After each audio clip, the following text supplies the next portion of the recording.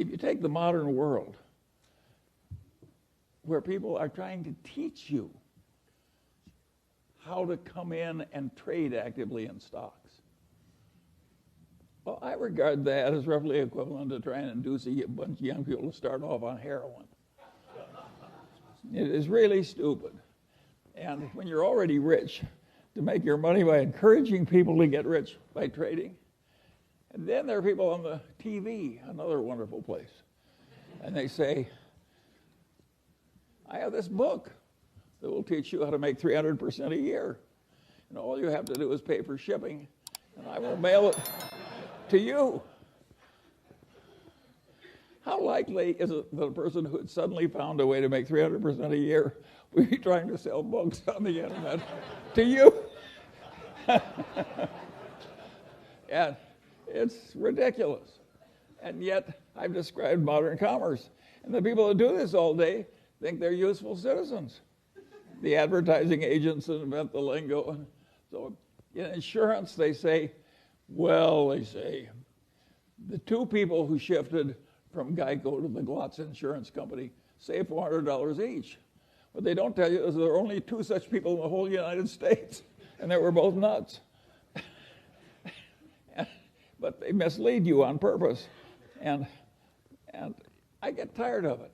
And I don't think it's right that we deliberately mislead people as much as we do. Let me tell you another story that I think is an interesting one about the modern life. But this goes back to a different time. And this man has this wonderful horse. And it's just a marvelous horse. It's got an easy gait and good looking and everything. It just works wonderfully. But also occasionally just gets so he's dangerous and vicious and causes enormous damage and trouble and breaks arms and legs for his rider and so on. And he goes to the vet and says, what can I do about this horse? And the vet says, that's a very easy problem and I'm glad to help you. He says, what should I do? And the man says, the next time your horse is behaving well, sell it.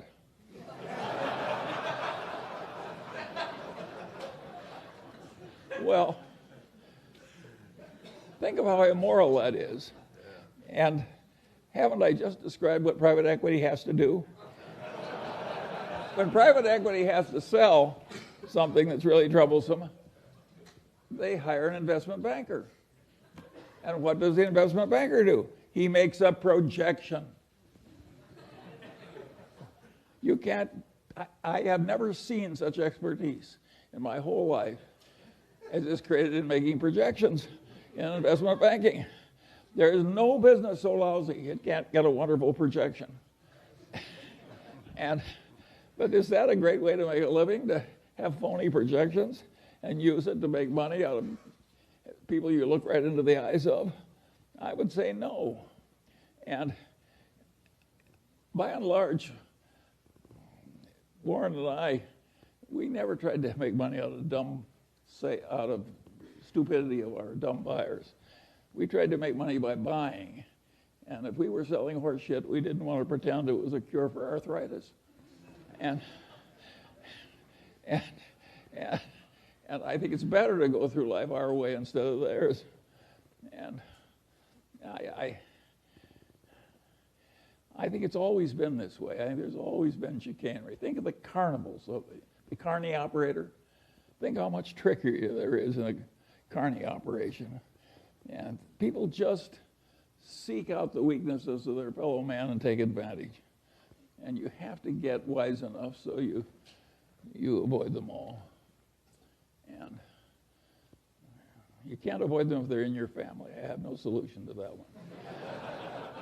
But where you have a fair choice, there are just so many people that should be avoided. My father had this best friend and client. And he also had this other client who was a big blowhard. And he was always working for the big blowhard, and he wasn't ever working for his wonderful client whom I admired. And I said, why do you do this? And he said, Charlie, you idiot. He says, the big blowhard is an endless source of legal troubles. He's always in trouble, overreaching and misbehaving and so forth. Whereas Grant McFadden treats everybody right, the employees, the customers, everything. He gets involved with some psychotic. He walks over there and makes a graceful exit immediately. So a man like that doesn't need a lawyer. And my father was trying to teach me something, and it really worked. I spent my whole life trying to be like Grant McFadden. And I want to tell you, it works. It really works. Peter Coffin is always telling me if the crooks only knew how much money you could make by being honest, they'd all behave differently.